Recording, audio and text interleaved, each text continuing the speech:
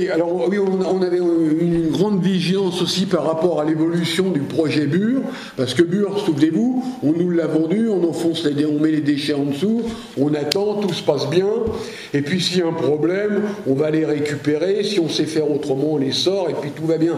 Bon, maintenant, on n'est plus du tout dans ce modèle-là. La sécurité oblige à fermer le stockage.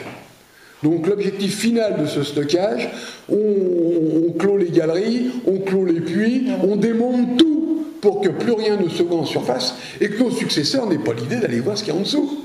Donc il n'y aura plus rien.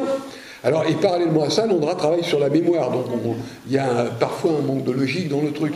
Nous sommes également plusieurs à être allés via le CLIS au séminaire organisé par l'Institut de radioprotection et de sûreté nucléaire, donc l'IRSN, les 13 et 14 décembre dernier. Donc, dans le cadre de l'implication de la société civile dans l'instruction du dossier d'option de sûreté de CIGEO, on peut se poser la question de l'intérêt de notre présence dans ce type de réunion, mais que ce soit au CLIS ou à l'IRSN, heureusement que les opposants étaient là pour appuyer où ça faisait mal et démontrer combien rien n'est fiable, insister sur les mensonges qu'on nous oppose et largement communiquer dessus. D'ailleurs, vous avez dû avoir un rendu.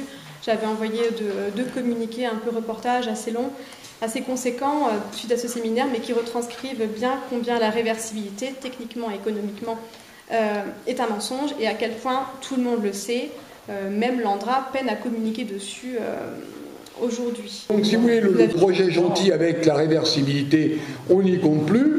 Et puis en plus, on s'est aperçu, bon, nous on le savait déjà, mais on communique là-dessus maintenant, que le projet Bure, c'est la pollution par en dessous avec les galeries, mais aussi en surface.